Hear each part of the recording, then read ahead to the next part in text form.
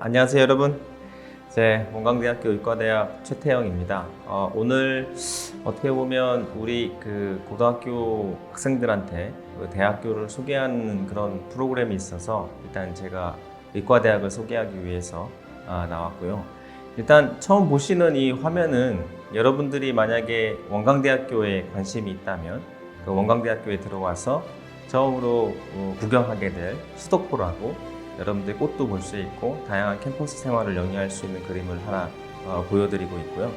그리고 이제 의과대학에 오게 되면 다양한 의사를 교육하는 기관이기 때문에 여러분들이 아시다시피 의사 양성소라고 생각하시면 됩니다. 그래서 오늘 주제는 제가 우리 몸에 어떻게 굉장히 재생이 잘 되는 능력을 갖고 있기 때문에 이러한 재생 능력이 어떻게 되는지를 얘기하려고 합니다.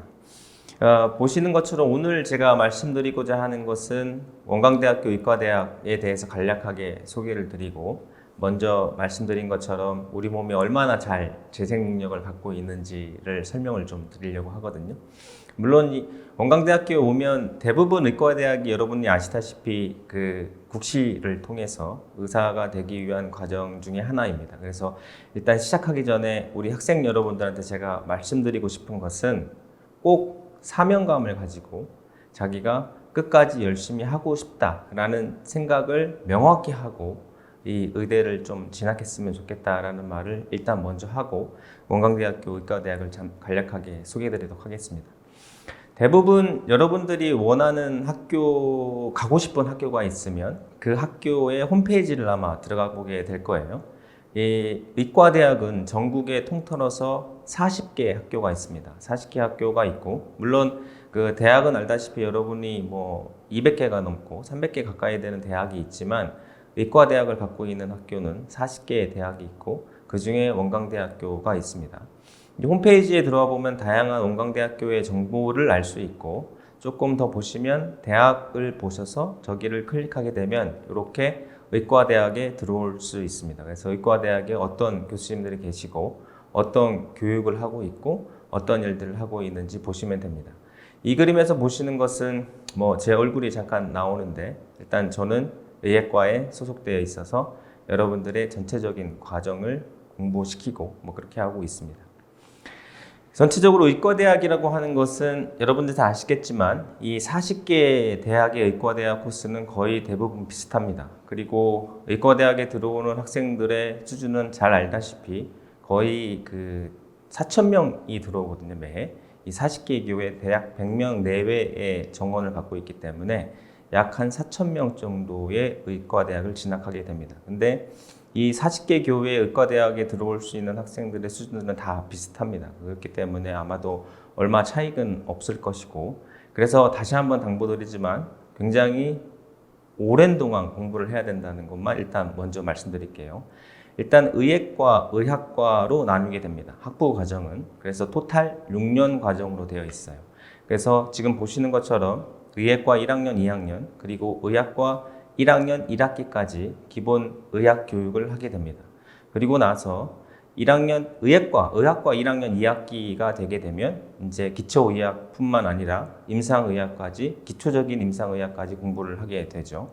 그리고 나면 최종적으로 본과 이제 3, 4학년이 되게 되면 임상실습으로 가게 됩니다.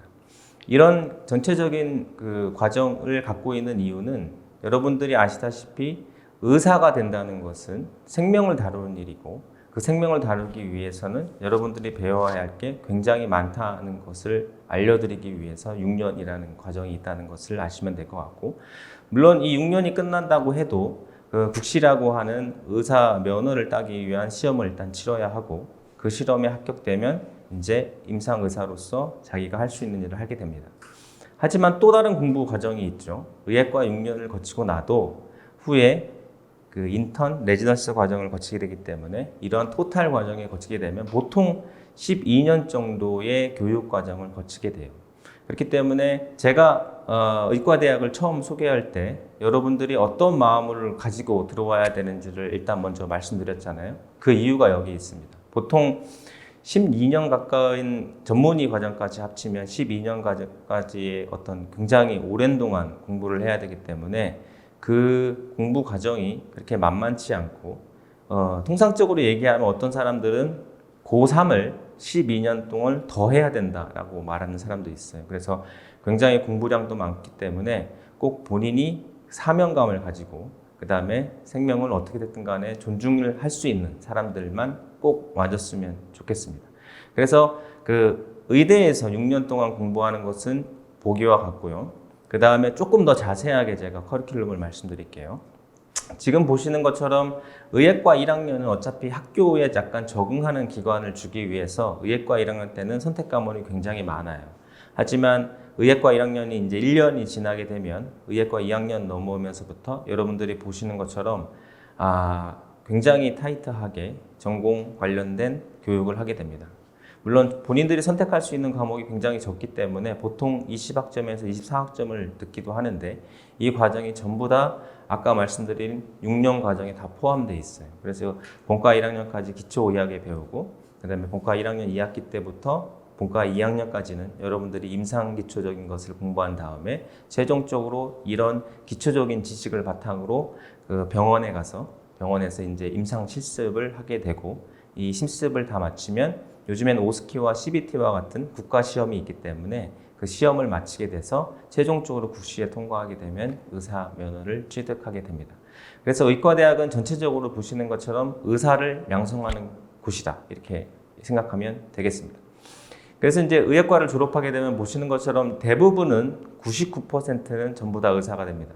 또 지금 뭐 원광대학교도 마찬가지로 종합병원이 있어서 그 종합병원에서 교수로서의 일을 할 수 있고 기초의학 교수로서의 일은 학교에 남을 수도 있고 근데 대부분의 경우는 외래 진료를 하기 위해서 병원을 차리고 나가게 됩니다. 이게 대부분의 99%가 그렇게 되고요.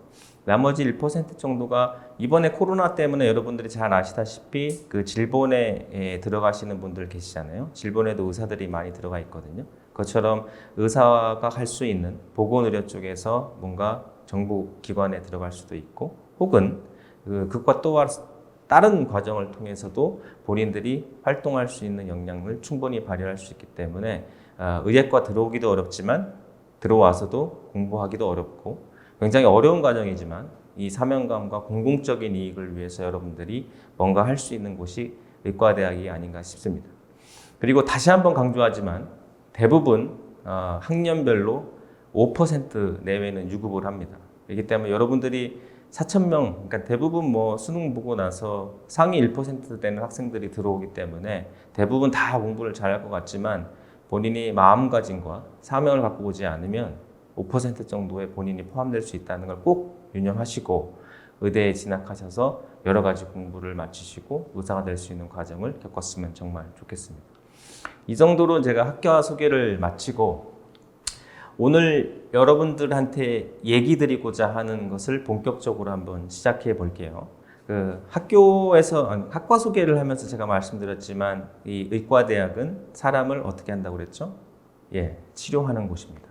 사람을 치료하기 위해서는 어디에 병이 있고 어떻게 병이 생기고 그 생긴 병을 어떻게 치료할 수 있을까를 공부해야겠죠.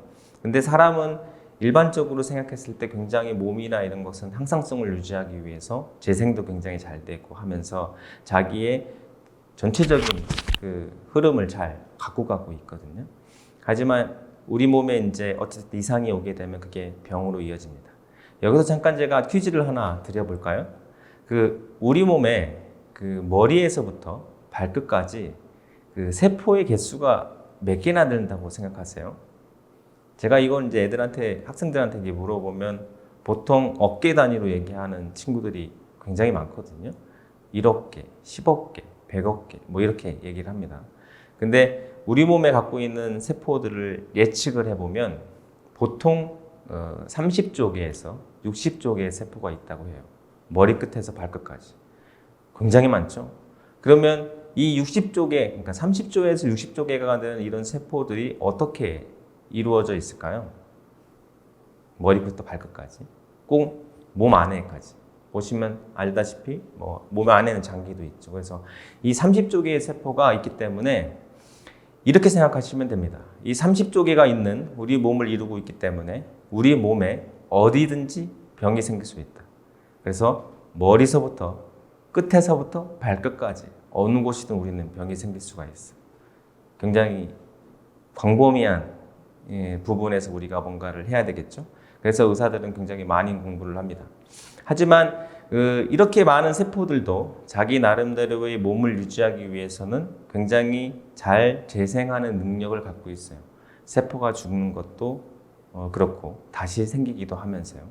그럼 여기서 하나 더 제가 여쭤볼게요. 그렇다면 하루에 초 단위로 얘기할 수 있겠네. 하루 1초에 우리 몸에 몇 개의 세포가 죽을 것 같으세요?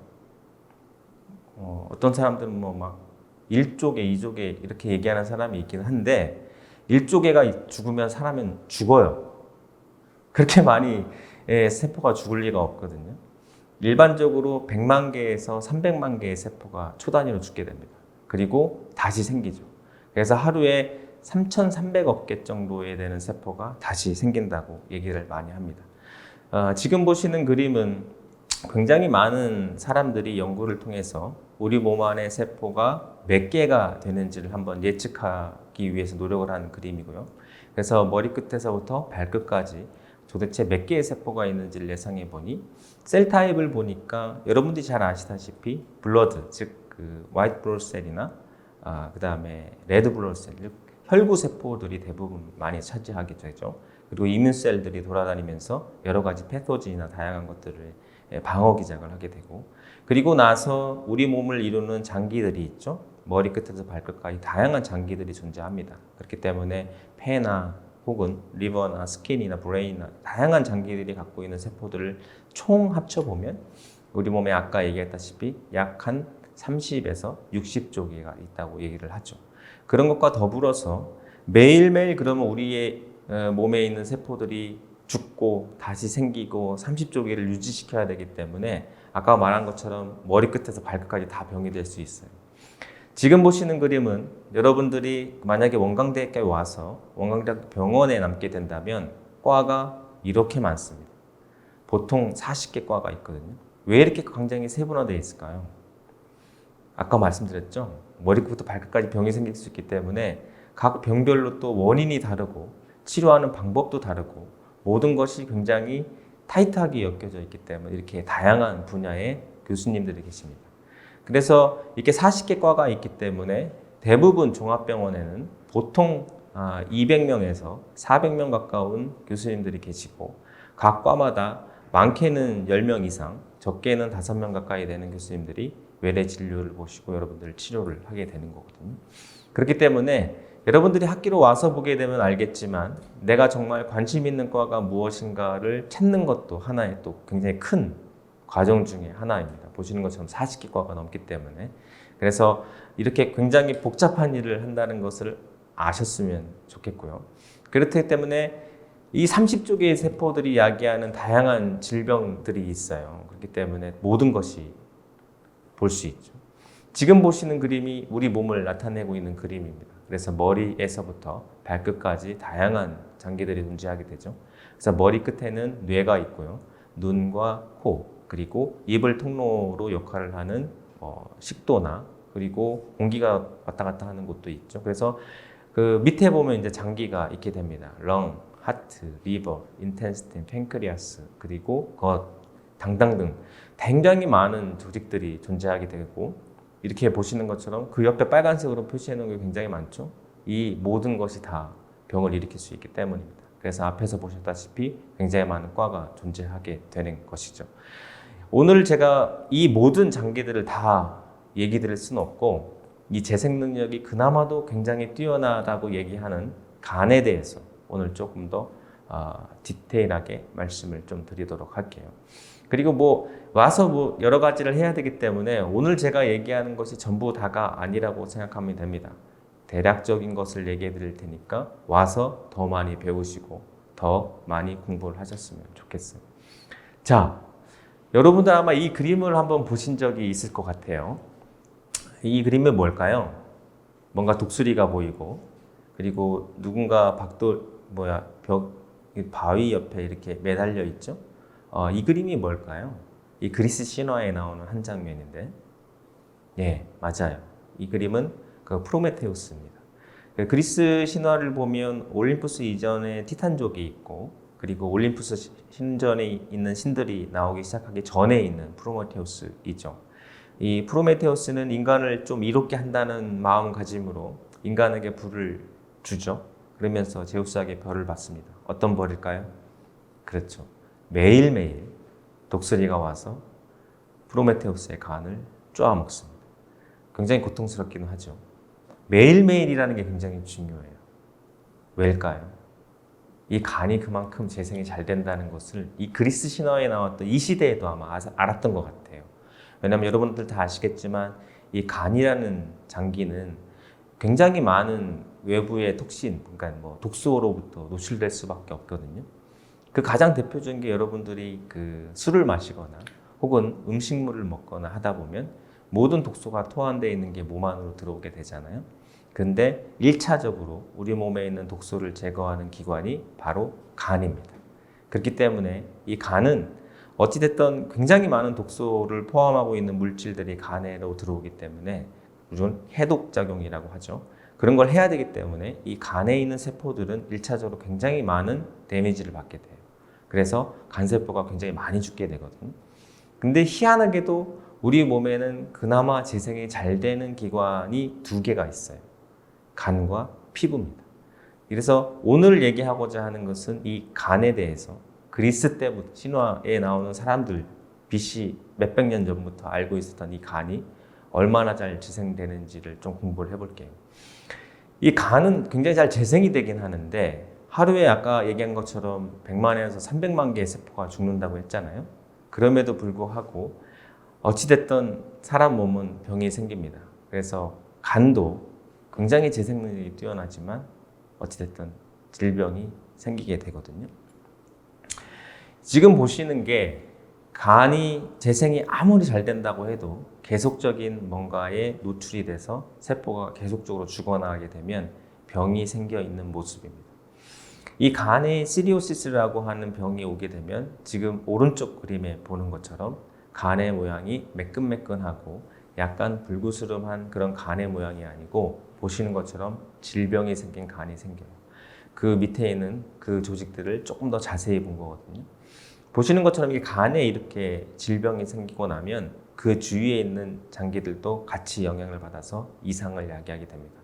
그래서 어떻게 하면 이렇게 재생이 잘 되는 간이 이렇게 질병까지 왔을까라는 조금 안타까운 심정이 들긴 하지만 우리는 뭐를 양성하는 곳이라고요? 예, 의사를 양성하는 곳입니다. 그래서 의사들은 어찌됐든 이렇게 병이 생기면 치료를 하기 위해서 노력하게 됩니다. 그러다 보니까 어떻게 치료할 수 있을까를 열심히 노력해 보게 되죠. 우리 몸에 굉장히 잘 재생이 된다고 알려져 있는 이 간도 보는 것처럼 이게 질병을 야기하기 때문에 의사들은 어찌됐든 이 질병을 야기하는 이 간을 치료하기 위해서 열심히 노력합니다. 그러니까 첫 번째로 하고 있는 일이 질병이 있는 간을 그 상태에서 치료하려고 노력하는 게 지금 1번에 써 있는 innate liver regeneration이라고 해서 첫 번째 과정이 되겠고요. 이 치료 과정에서도 간이 낫지 않으면 2번, 3번, 4번 단계로 넘어가게 됩니다. 2번은 여러분들이 잘 아시다시피 간 이식입니다. 2번, 3번, 4번이 대부분요. 근데 이식할 때도 간세포를 직접 이식할 수도 있고 그 다음에 도너를 통해 장기를 이식할 수도 있으며 혹은 외부에서 아티피셜하게 리버를 만들어서 이식할 수 있고요. 혹은 돼지간을 이식할 수도 있습니다. 이렇게 다양한 방법으로 간에 이상이 생긴 환자를 치료하게 되죠. 제가 오늘 말씀드리는 모든 내용들은 굉장히 디테일한 수술적인 방법이나 약물 처리하는 방법 등등을 얘기하고자 하진 않습니다. 왜냐하면 오늘 다 얘기하면 의대에 올 필요가 없겠죠. 그래서 여러분들이 와서 배울 때 조금 흥미를 주기 위해서 오늘 4가지의 치료 방법에 대해서 조금 자세하게 설명을 드릴게요. 지금 보시는 그림이 뭘 것 같으세요? 그 고등학생의 사고 아니면 조금 더 진보된 사고로 A에 표시되어 있는 그림이 뭐라고 생각하시는가요? 그냥 보면 왼쪽에는 그냥 푸른색이 있고 약간 오른쪽에 보면 약간 갈색에 뭔가 있는 것 같고 그리고 네모난 박스가 있는 것처럼 보이죠? 이게 이제 의대 오게 되면 이 그림을 보면 해석하는 방식이 또 달라집니다. 어떻게 달라질까요? 지금부터 말씀드릴게요. A번 그림에 왼쪽에 있는 푸른색으로 되어 있는 부분 있죠? 이 부분이 간에 있는 모든 세포가 다 죽은 겁니다. 시리오시스 환자 같은 경우에 보면 이렇게 간에 굉장히 광범위한 부분의 간세포가 다 죽어 있어요. 그리고 일부분에 약간의 간세포가 남아서 약간의 20%만 기능을 갖고 있어도 심각한 리버 환자도 삽니다. 그래서 굉장히 고통받게 되죠. 하지만 innate liver regeneration이라는 말은 뭐냐면 이 상태에 있는 간을 어찌됐든 치료하려고 노력하고 어디에 어떻게 치료할 수 있는가를 BCD에 있는 그림에서 보여주고 있어요. 보시는 것처럼 간 세포가 다 죽은 리전의 일정 부분의 세포들을 보면 보시는 것처럼 뭔가 갈색으로 저렇게 뭔가 표시가 되죠. 이 부분이 스템셀입니다. 그래서 이 스템셀이 간세포로 분화할 수 있도록 만들어주기 위해서 열심히 여러분들에게 치료하고 그 다음에 약을 주고 등등등 다양한 방법으로 치료하는 방법이 여러분들이 보시는 것처럼 innate liver regeneration 하는 방법으로 간을 치료하게 되는 것이죠. 이렇게 해도 만약에 이 환자가 낫지 않는다라는 생각이 들면 그 다음번에 진행하는 게 바로 보시는 것처럼 셀 트랜스플란테이션, 즉 세포 이식하는 방법입니다. 이건 그 전에는 약이나 혹은 다양한 치료 방법을 통해서 치료하는 방법이고 지금부터는 수술적인 치료 방법이죠. 아마 여러분들이 매스컴이나 아니면 다양한 루트를 통해서 아니면 창체 활동이 등등 다양한 활동을 통해서 아마 여러분들이 Patient Derived Cell을 IPS라고 부르고 Inducible Pluripotent Stem Cell이라고 하는 이 iPS 셀을 만들어서 환자 유래에 되는 세포를 다양한 세포로 분화시킬 수 있는 방법에 대해서는 아마 들었을 수도 있고 안 들었을 수도 있어요. 하지만 이 iPS라는 세포를 만들 수 있는 기술이 개발이 되게 되면서 우리가 간에 이상이 있는 환자로부터 그 환자로부터 어떤 세포를 끄집어내서 그 환자 유래의 간세포를 다시 만들 수가 있습니다. 그래서 이 간세포를 만들어서 다시 이식하게 됩니다. 하지만 이 세포 이식 수술은 어찌됐든 간에 이식 안착률이 그렇게 높지 않아요. 그래서 어느 정도 도움은 되긴 하지만 완전한 치료가 되진 않거든요. 그래도 이런 방법을 통해서 치료를 할 수 있는 방법이 있고 이게 어떤 장점이 있고 어떤 단점이 있는지는 저희 학교에 오셔서 배우면 될 것 같습니다. 그리고 세 번째 방법이 또 있거든요. 이거는 이제 직접적으로 간을 이식하는 방법입니다. 이 왼쪽 편에 보이는 게 굉장히 어떻게 보면 간처럼 생겨 있죠. 이게 artificial liver라고 해서 인위적으로 이렇게 간을 만들 수도 있습니다. 지금 보시는 것처럼 파란색으로 표시되는 게 바일덕이라고 해서 담낭이 리버 안에 그러니까 담낭관이 존재하게 되고요. 그것과 더불어서 빨간색은 혈관이 전체 관을 이렇게 통과하게 됩니다. 그래서 전체 혈관과 간과 혈관과 담낭관 그리고 간세포들을 인위적으로 이렇게 만들 수가 있어요. 그러면 우리의 간에 뭔가 질병이 생긴 사람은 다 낫겠네요. 하지만 애석하게도 이 간은 완전히 100% 기능을 발휘할 수는 아직 없어요. 물론 그걸 하기 위해서 이 바이오 엔지니어링 하는 사람들이 많이 노력은 하고 있지만 아직 이 간을 이식해서 사람에게 어떤 질병을 치료할 수 있는 단계까지는 아직 와 있진 않지만 그래도 여러분들이 과거 어느 날에는 비행기라는 것을 몰랐던 것처럼 어느 날에는 우리가 이 인위적으로 만들어진 간을 이식하는 날이 오지 않을까 생각합니다. 그래서 이런 노력들을 하고 있고요. 오른쪽 편에 보시는 게 정상적인 간을 질병이 생긴 사람한테 이식하는 방법입니다. 지금 보시는 것처럼 굉장히 복잡한 프로세스에 의해서 혈관을 연결시키고 간을 연결시키고 이런 과정들을 거치게 되거든요. 이것도 마찬가지로 오셔서 배우면 됩니다. 그리고 마지막 방법이 아까 한번 말씀드렸죠. 이종장기를 이식하는 방법입니다. 지금 보시는 것은 메릴랜드 대학에서 테스트했던 건데, 이종장기는 요즘에 대부분 돼지 그 장기를 휴머나이즈 되어 있는 장기를 이식을 하게 되거든요. 과거에는 이 이종장기의 이식이 거의 일주일 살기가 쉽지 않았어요.